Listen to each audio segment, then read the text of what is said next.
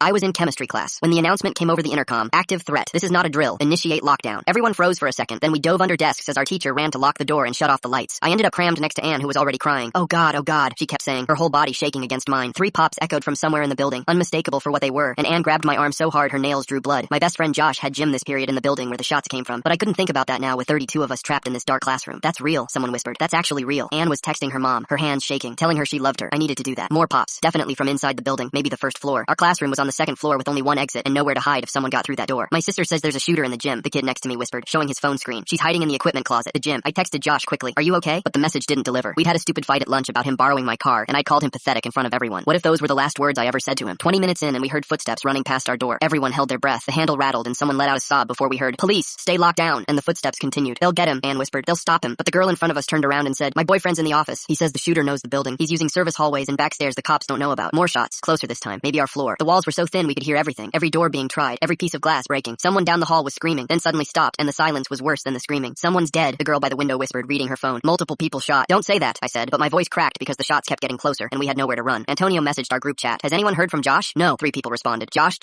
please be okay. 45 minutes and the sirens were constant, but the shooting hadn't stopped. We could hear it moving through the building like thunder, sometimes distant, sometimes so close we could hear shell casings hit the floor. The fire alarm started blaring, then cut off abruptly, like someone had ripped it from the wall. He's on the 3rd floor now, someone whispered, reading updates. Science wing, going room by room. That's directly above us, Anne said. He's going to come back down. We could hear movement through the ceiling tiles, deliberate footsteps directly above us, and bits of dust drifted down as the footsteps stopped. It was like he was mapping out the rooms below, planning his route. The girl with the boyfriend kept giving updates. They're saying he has a list. He's looking for specific people. We heard footsteps on the stairs, heavy and fast, then slow and deliberate. Our hallway. Everyone went completely silent. The footsteps stopped right outside our door. The handle turned, testing it. Someone made a muffled crying sound. The handle turned again, harder, rattling in its frame. Then the footsteps continued, and we all exhaled at once. We're going to die in here, Anne whispered. But after an hour, we were still alive, still in total darkness. My legs were cramping from crouching under the desk, but moving seemed more dangerous than pain. Someone said the shooter was wearing a black hoodie and jeans, which described half the school. He's in the main hallway, the girl with the boyfriend said, moving toward the math wing. The math wing connected to ours. He was coming back. Turn off your phones, our teacher whispered. No light, no sound, complete darkness. I could hear my heartbeat, Anne's ragged breathing, someone praying under their breath, then footsteps getting closer. They stopped at the room next door. A door handle rattled, then breaking glass. We could hear him stepping through, glass crunching under his feet, desks being overturned like he was looking for someone specific. Anne grabbed my hand and squeezed so hard I thought bones might break. The footsteps came closer, stopped right outside our door. The handle turned, locked, a pause, then 3 loud bangs as something hit the door. The frosted glass window cracked but didn't shatter. We could see a shadow through it, just standing there, waiting. He knew we were in here. He was taking his time. More bangs on the door, harder this time. The glass spiderwebbed. One more hit and he'd be through. The shadow was the right height for a student, not an adult, and something about the posture seemed familiar, but I couldn't place it through the fractured glass. The shadow shifted, raised something toward the glass. This was it. We were going to die in this chemistry classroom. My phone I thought I'd turned off lit up with a text, the sound seeming impossibly loud in the silence. Everyone whispered at me to shut up, but I just stared down at the screen. From Josh, you shouldn't have said those things at lunch. I looked up at the shadow in the window, at the familiar height, the way the shoulders curved, and realized the black hoodie was the one I'd gotten Josh for his birthday. Full story on the channel below.